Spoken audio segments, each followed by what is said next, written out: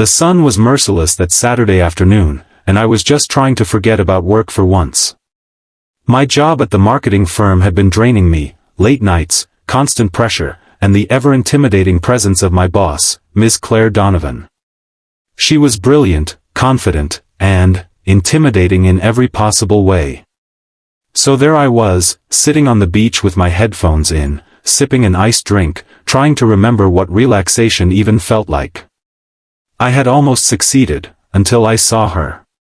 Claire. My boss. Wearing sunglasses, a big floppy hat, and a sundress that made her look human for once, not the sharp, always composed woman from the office. I froze. What were the odds? I tried to look away before she noticed, but the truth was, I'd already been caught looking in the wrong place. She was adjusting her towel, and when she turned, her sunglasses slipped down just enough for me to see that infamous raised eyebrow. That same one that sent interns running and clients apologizing. "Ethan," she said, walking over, the sand soft beneath her feet. "Fancy seeing you here." I stammered, words tangling like seaweed.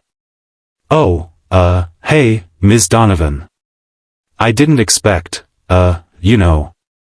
to see your boss outside of a spreadsheet," she smirked. I nodded, mortified. "Exactly." She laughed, really laughed, and it was the first time I'd ever heard her do that. It wasn't the polite office chuckle she gave during meetings, this was genuine, easy, human. "Relax, Ethan," she said, sitting down beside me. "I don't bite." For a few minutes, we just sat there, listening to the waves. The awkwardness started to fade. It felt surreal, sharing a beach towel's edge with the woman who once made me redo an entire campaign because one comma was out of place. Then she sighed, glancing at the ocean. "You know, I used to come here every weekend before life got busy." That tone, soft, reflective, wasn't something I'd ever heard from her before. "What happened?" I asked, cautiously. She smiled, but her eyes looked tired. "My husband passed 3 years ago. After that, work became easier than silence. So I buried myself in it." I felt a lump rise in my throat. The woman I'd always seen as unbreakable suddenly seemed fragile, real. "I'm sorry," I said quietly. "Don't be," she replied. "But you, what are you doing here alone on a weekend?" I laughed nervously. "Trying to remember how to have a life outside of emails, I guess." She chuckled softly. "That makes 2 of us." We ended up talking for hours, about everything except work. Music, movies, childhood dreams. She even confessed she once wanted to be a marine biologist. I told her I wanted to be a writer before marketing swallowed me up. When the sun started to set, she stood up and brushed off the sand.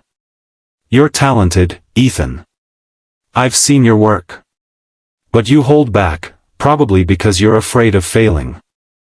I looked up at her, caught off guard. "You shouldn't be," she added. "You've got a voice. Use it." The next week at the office, things were different. She still expected excellence, but now there was warmth behind her words. She started giving me real creative freedom, trusting my instincts more. And one Friday evening, she stopped by my desk as I was packing up. "By the way," she said, a knowing glint in her eye, "next time we're at the beach, maybe try looking at the waves first, not your boss's sun hat." I turned red as a tomato, but we both laughed. That day at the beach changed something, not just in how I saw her, but how I saw life. Behind every stern expression, every strict rule, there's a person carrying their own story.